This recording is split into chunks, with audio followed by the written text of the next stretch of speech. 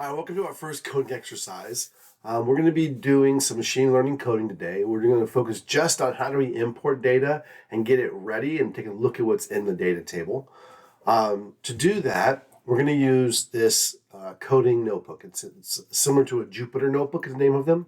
And they have two main components to them. They have these text bubbles, and these are things that are, you can think of them as being comments, but they're just zoomed up. Like you can do fonts and things like that with them. You can make them nice. And then there are these bubbles here, these are called code bubbles.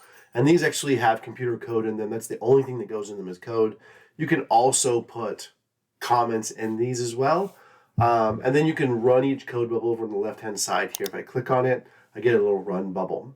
And the nice thing about that is that we don't have to run all the code every time we run something. So there's a lot of things that are going to be time consuming that we don't want to have to constantly rerun. So we can put those in their own bubble, run them once, and then put more bubbles below that allow us to do stuff with the time consuming results without having to rerun them every time. So it's kind of a cool thing to have happen. So this first bubble we get to is a built-in code that sets up everything for the course we're doing is going to check our answers. It's not a normal thing to have happen. So they built some code to make that work. And this is what happens. At the end, it says print setup complete. And you can see down here, here's your output box for this code bubble. And it says setup complete.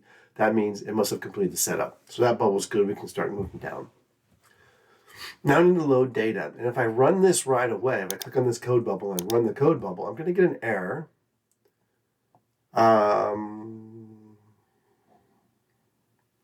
Okay, so actually I'm getting this little note from the checker on us that you need to update the code that it creates a variable of home data. So here's our home data being created. And now we need to read we need to read the data into it, or at least put the data in there. To do that, we're going to use our pandas command. So if we go back and we look at our lesson, right here, there would be a PD. And because we said import pandas as PD, we can just do PD here. Otherwise, we would type out all of pandas. Then we're going to use the command in there called read-_CSV.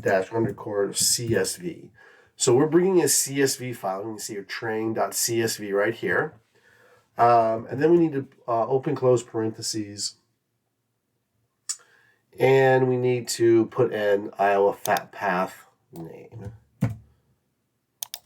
Okay. So that's what contains our path. Again, no semicolon here is needed. I'm going to rerun this code bubble and see if I get a correct. Oh, I got a correct. Yay. If I was still doing something not quite right, it would give me a hint here. If I still couldn't figure it out, I'd come down here and hit step 1. I would unhashtag. So a hashtag is a comment. I'd uncomment hint 1 and hit play. And then use the pd.readCSV function. Oh, that's right. That's what I need to put there. That would be my first hint. And if I wanted to get the second or the solution for step 1, I would run it again. And this time it gave me the hint here, and then it gave me the solution right there. All right, so just some familiarization with the coding notebooks. Now we're going to review the data. Now, don't think that these boxes of code don't matter anymore. They've already run. They're in the program waiting for us. So we can use the outputs from these things later on. So we can use home data later on to see what's going on.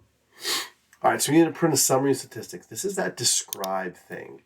So you remember it was like a dot describe, open close parentheses. And before the dot, you put in what you wanted to describe. So here we want to describe the home. I'm actually going to copy and paste this so I don't make any mistakes. We're going to do this, Control C, and we're going to describe the home data that we got. And then I'm going to hit and play and see if I get an output. Ooh, I get an interesting output. And you can see, just like in the other one, that these same 6 or 7 categories pop up here. Count, mean, standard deviation, min, 25, 50, 75, and max.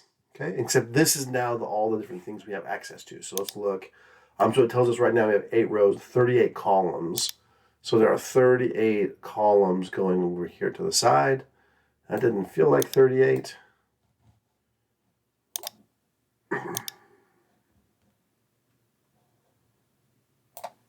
not going to count them, but it doesn't feel like 38.